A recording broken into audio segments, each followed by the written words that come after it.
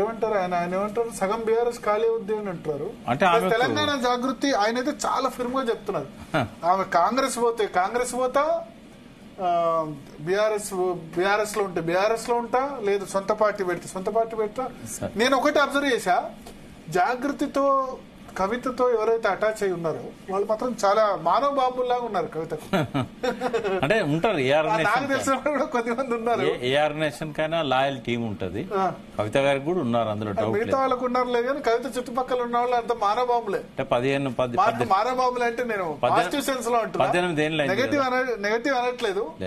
18 ఏళ్ళు అయింది కదా ఆ సంస్థ. జాగృతి వాళ్ళు మాత్రం చాలా అవుట్లెట్ కవితక్క అని వాళ్ళు 18 years నుంచి ఆమెతో ఉన్నారు కదా, అనుబంధం ఉంటది. కాకపోతే ఆమెకేమి పార్టీ పెట్టాలనే ఆలోచన లేదు, బీఆర్ఎస్ చీల్చాలనే ఆలోచన లేదు.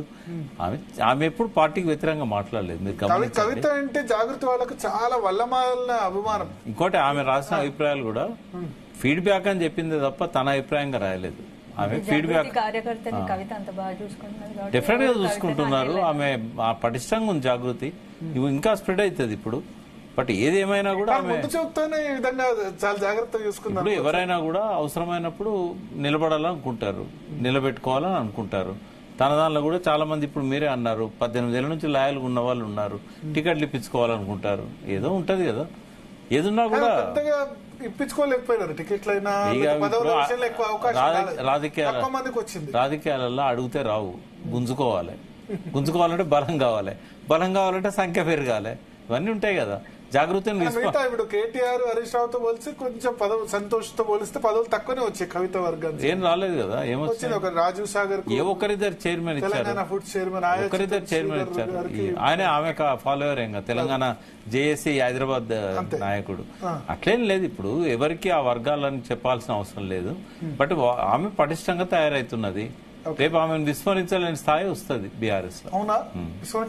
వస్తుంది, ఎందుకు రాదు. ఇప్పుడు జాగృతి వాడవాళ్ళ పటిష్టంగా ఉన్న తర్వాత ఆమెను ఎట్లా నిర్లక్ష్యం చేస్తారు? ఇట్లా మాట్లాడిన తర్వాత కూడా మరి అవకాశం ఇస్తారా కేసీఆర్? అట్లా చెప్పలేము.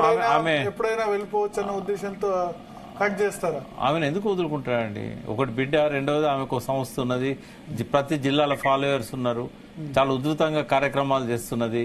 కేసీఆర్ విస్మరించిన విషయాలలో కూడా ఆమె నోరు తెచ్చి మాట్లాడుతున్న సామాజిక తెలంగాణ దేవుడనే చెప్తున్నది. కాబట్టి మనం ఎందుకు ఏం మాట్లాడలేదు. అది కూడా ఫీడ్బ్యాక్ అన్న, తన అభిప్రాయంగా చెప్పలే. ఇప్పుడు ఆయన చెప్పిన విషయాలు లెటర్లో ఉన్న అంశాలలో ఫీడ్బ్యాక్ అని చెప్పింది. ప్రజల నుంచి ఇట్లాంటి అభిప్రాయాలు వస్తున్నాయి, ఆమె ఒక బాధ్యత కలిగిన నాయకురాలిగా కమ్యూనికేట్ చేసింది కేసీఆర్ కి. తప్పేమున్నది. రైట్, ఇప్పుడు ఒక చిన్న బ్రేక్ తీసుకుందాం.